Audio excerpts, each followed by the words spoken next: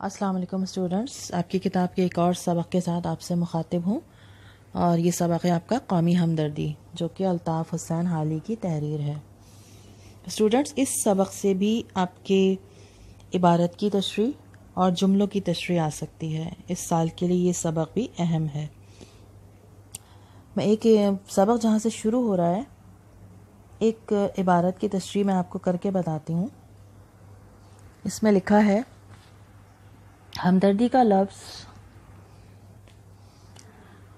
हम और दर्द दो फ़ारसी कलमों से मुरक्कब है। दर्द के मायने दुख और तकलीफ़ के हैं और हम का लफ्ज़ इश्तराक के मायने देता है।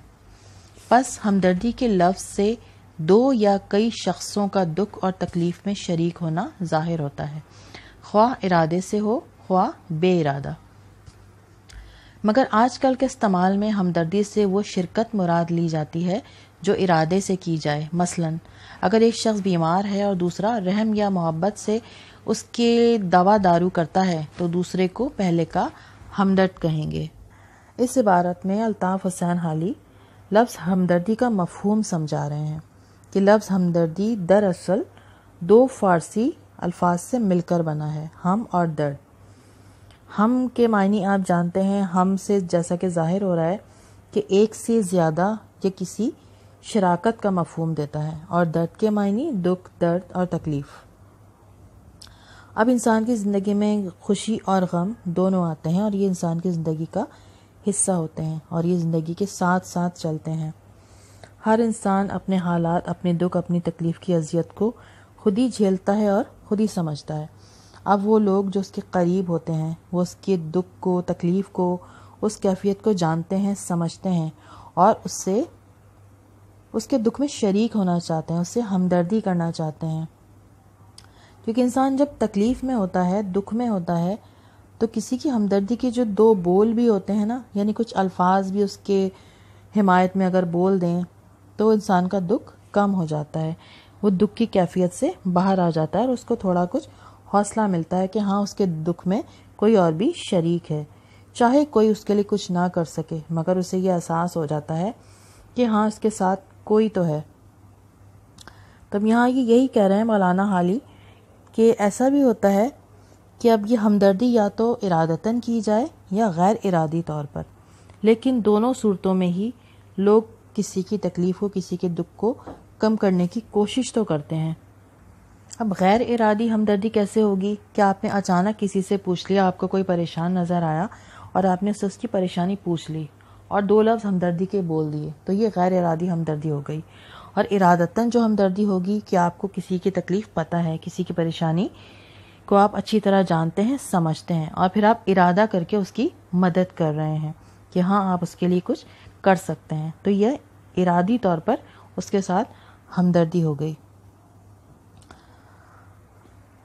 अब ये आखिर में एक मिसाल दी गई है और ये इरादतन हमदर्दी की ही एक मिसाल है कि अगर एक शख्स बीमार है और दूसरा रहम या मोहब्बत में उसके लिए दवा वगैरह का अगर इंतज़ाम कर दे तो ये भी एक तरह की हमदर्दी है। किसी डॉक्टर से मुआयने की, डॉक्टर से चेकअप करवाने के लिए बात कर ली या उसको साथ ले गए, दवा और इलाज के लिए मशवरे दिए, अफसोस का इजहार किया, तो ये इरादे के साथ ये हमदर्दी हो गई।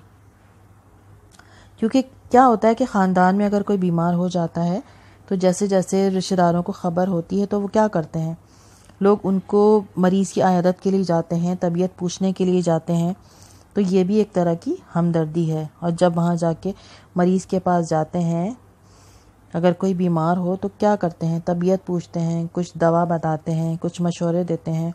इस तरह से क्या होता है कि तकलीफ़ का एहसास, बीमारी का एहसास कुछ कम हो जाता है। इसी सबक का एक जुमला है मुख्तसर सा, हमदर्दी एक कुदरती ख़ासियत है जो बग़ैर तालीम और इक्तिसाब के इंसान की तबीयत में ख़ुद ब खुद जोश मारती है। इक्तिसाब कहते हैं सीखने को, कसब हासिल करने को। इस जुमले में हाली ये कह रहे हैं कि इंसान में हमदर्दी का होना, हमदर्दी का जज्बा होना एक कुदरती अमर होता है, एक कुदरती ख़ासियत होती है, खुसूसियत होती है ये इंसान में, और अल्लाह ताला हर इंसान के दिल में पैदा होते ही डाल देता है। और किसी से हमदर्दी करने के लिए किसी तालीम की या किसी کچھ بھی سیکھنے کی ضرورت نہیں ہوتی، کسی سیکھنے کے مراحل سے نہیں گزرنا پڑتا۔ جب انسان کسی کو مصیبت میں یا تکلیف میں دیکھتا ہے تو اس کے دل میں خود بخود ہی وہ جذبات کسی طوفان کی طرح جوش مارنے لگتے ہیں۔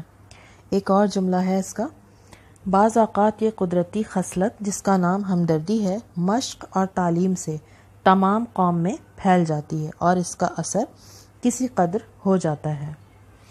پچھلے جملے میں نے آپ کو بتایا، اس میں یہ لکھا تھا کہ یہ انسان کی طبیعت میں خود بخود ہوتی ہے، یہ قدرتی خاصیت ہوتی ہے جو اللہ تعالیٰ دل میں کسی کے لیے ہمدردی پیدا کرتا ہے۔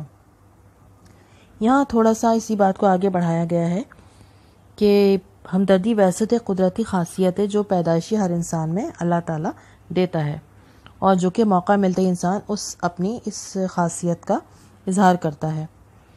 لیکن اگر اس کی باقاعدہ تعلیم دی جائے، منظم طریقے سے یہ کام کیا جائے یا کروایا جائے، تو یہ بات آ جاتی ہے جو رفاہی ادارے ہوتے ہیں، فلاحی ادارے جو لوگوں کے لیے کام کرتے ہیں، وہ فلاح و بہبود کے لیے ہی کام کرتے ہیں، لوگوں کے ساتھ وہ ہمدردی کرتے ہیں۔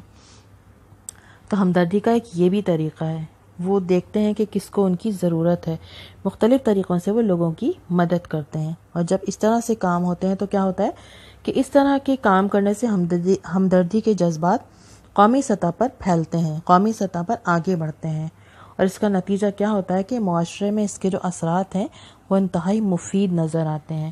جب لوگ فلاح و بہبود کے اداروں کو کام کرتے دیکھتے ہیں تو لوگوں میں ہمدردی کا جذبہ پیدا ہوتا ہے۔